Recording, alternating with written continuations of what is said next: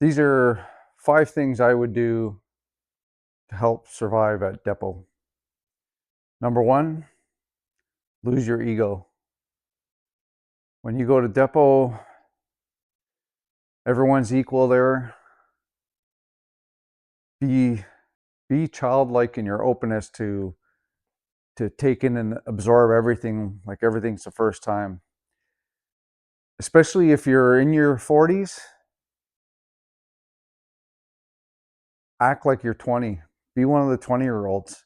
Don't get this thing in your head that you're somehow better than the other people there, because I mean, some of them are going to be young enough to be your kids if you're in your 40s. You got to go in there with the attitude that you're all in your 20s, you're all doing this for the first time. It's a new thing for all of you, and you don't know any more than they do.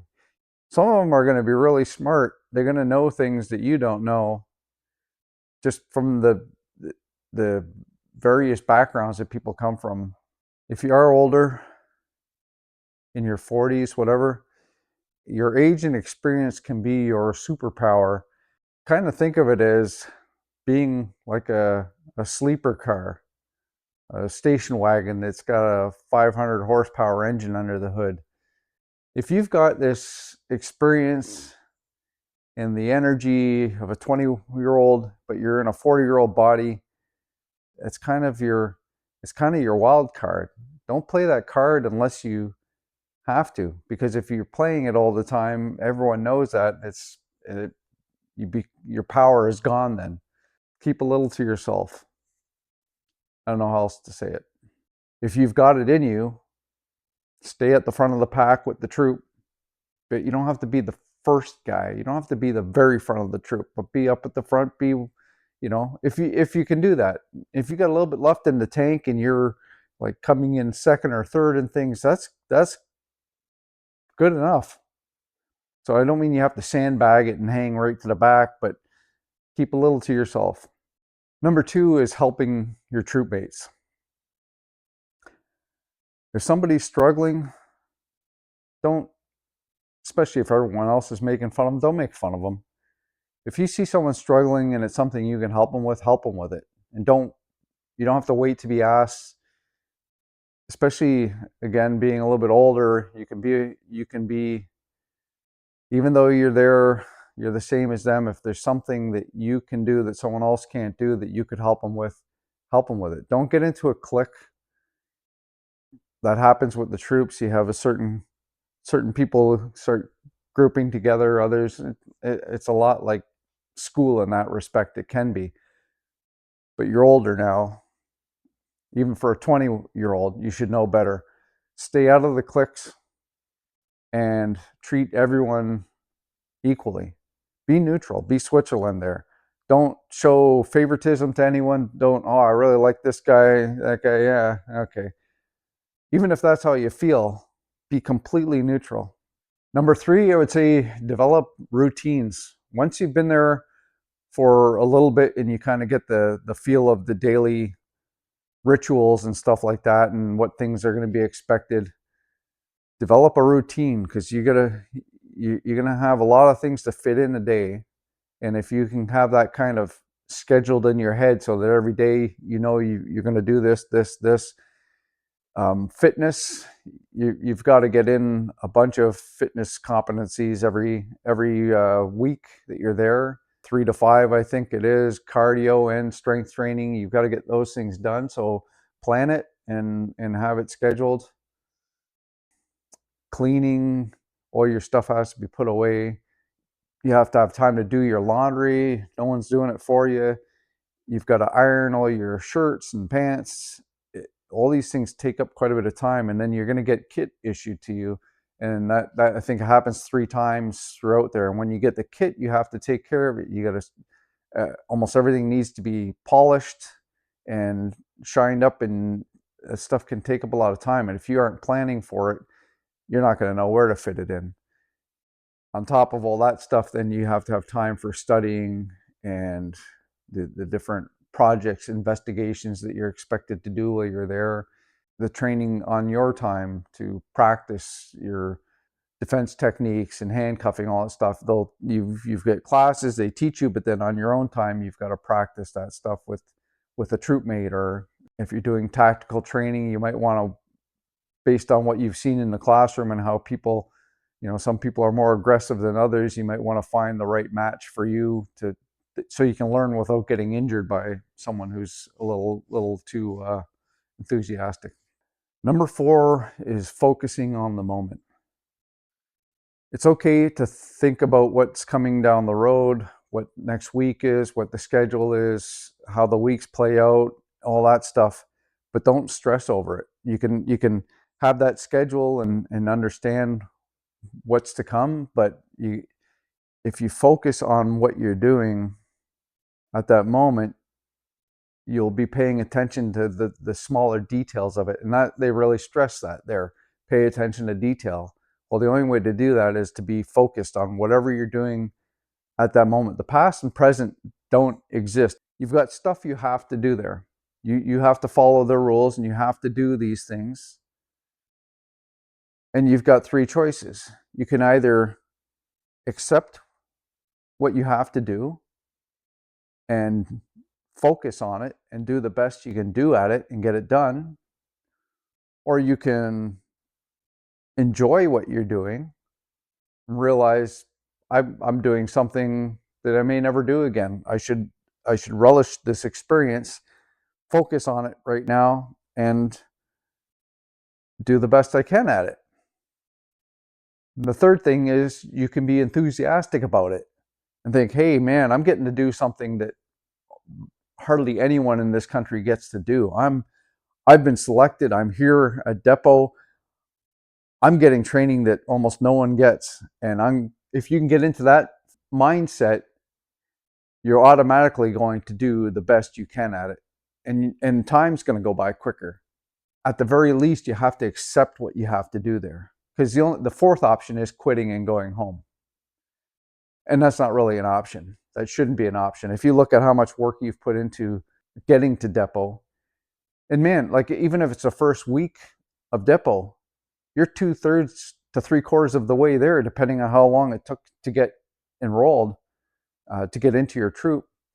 You're near the finish line, even though you've just gotten to Depot. It doesn't feel like it. This is the final stage here, this next 6 months, but it's a short period of time compared to what you've already put in and compared to what you're going to get out of it, the career you're going to get. So number 4, quitting should not be an option for you. Dig deep, you'll find that you're where you're supposed to be. So number 5, I'll just say, is Depot can be a very stressful place. Don't get stressed about it. When you're there, go for runs. And when you're out for a run, same thing I was just talking about, you don't have to focus on the run and your breathing and your timing and all that, but focus on the beauty of the trails and parks that you get to run through while you're there. It's one of the few things during the week that you can get off the base to run the trails. You've got your ID with you or whatever to get back in, but you're allowed to do that and take advantage of that instead of thinking, man, I got to go for a run. Go for the run and just put Depot behind you for that half hour or whatever you're out running for, and clear your mind. It'll help you when you get back, and then you can get showered up and do your studying for the night or whatever you have to do, your ironing, whatever it is. But those things are stress relievers, and stress doesn't add anything to your skill. You're learning everything you're doing there. You're learning stuff for the new time, the defense tactics and the firearms and the driving, the way they want you to drive and stuff. It's all new. It's hard when you're there. You've made it this far. You want to succeed. But I'll tell you something that's different there now that wasn't quite like that when I went through. They were just kind of starting it, but they do a lot of they call back trooping. So if there's a certain competency, firearms or something, and you just can't get it, they don't send you home automatically. They used to. You do an assessment or whatever, a test, you fail it once, they give you some instruction, you do it again, you fail it again, and off you go. They don't do that automatically anymore. They will put you back in another troop so that you can go back through that training of that portion of it again. So there's safety nets there now, is what I'm saying, that weren't there before. So that takes some of the stress away. Yeah, maybe you don't get it the first time. So yeah, get off base on the weekends when you can. Get a hotel room once in a while, and when you're at that hotel room, do the same thing there. Focus on that hotel room and relaxation. Turn on the TV, get a pizza, whatever. Forget about depot for that 24 hours or whatever. Put it out of your mind and just reset, and you'll refresh yourself. You don't have to do it every weekend. It gets expensive, and you don't need it every weekend, but once in a while, you just need to get out of there, and you can do that. So the last thing I want to touch on here is reasons people get sent home from depot. So number one thing will get you sent home is lying. Don't lie. If they ask you something, your only option is to tell the truth. So if they're asking, they probably already know. They know something anyway. They might have the wrong information, but the only thing you can do is tell them the truth. If the truth is different than what they've been told, it's still the truth. So nothing changes there. All you can do is be truthful. Dependency on others. So if you become dependent on another troopmate there, and that troopmate doesn't make it, where does that leave you? Two guys in our troop that were trading off ironing for homework. So one guy was ironing the other guy's clothes while this guy was doing the other guy's homework. Well, the guy doing the homework didn't make it. He went home. So the other guy, who hadn't been doing any of his own work, was lost now. And it only took another week, maybe 2 weeks, and he was out the door too. You can work with people and work as a team, but you've got to be doing your own stuff.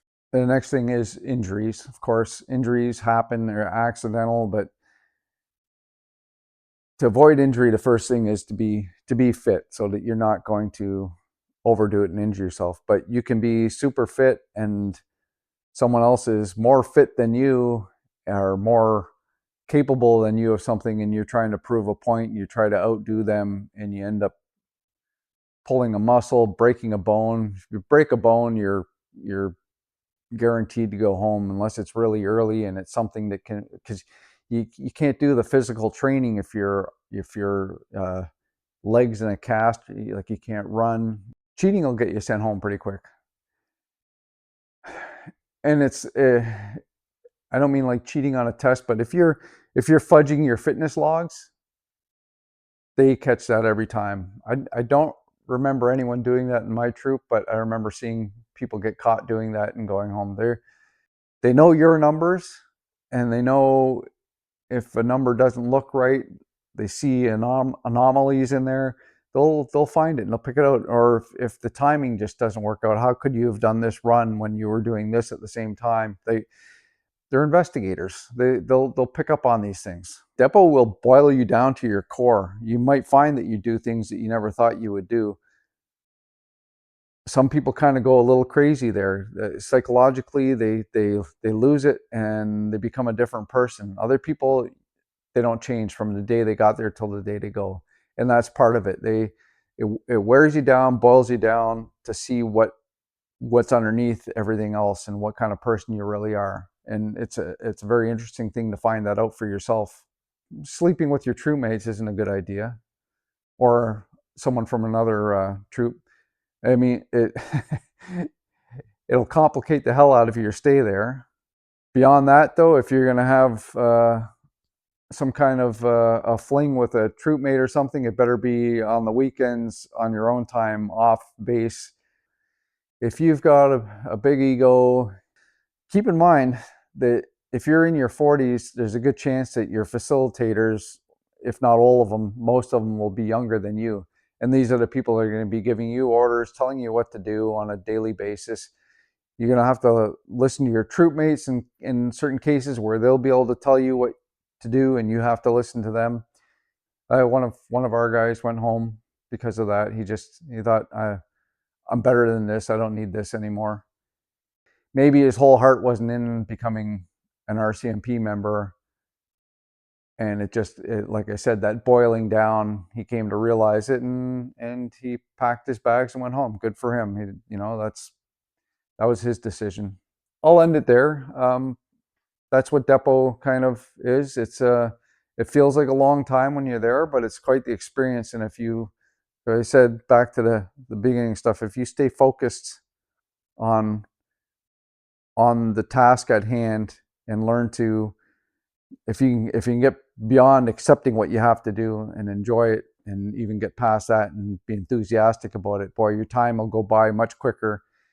Everyone's about conspiracies at Depot. There's always some game going on. There's always something going on. Even if there is, just do what you're there to do. That shit doesn't matter. Just do what you're there to do. And if there's something else going on, it doesn't really, as long as you're not doing anything wrong, it's not going to affect you. So I hope this helps somebody that's in the process, about to go to Depot, give you an idea of what to expect there. I hear things have softened up a little bit there. They don't expect you to be the fastest. They just want you to be faster than you were, or stronger than you were. So you're basically competing against yourself. Hope this helps. Talk to you soon.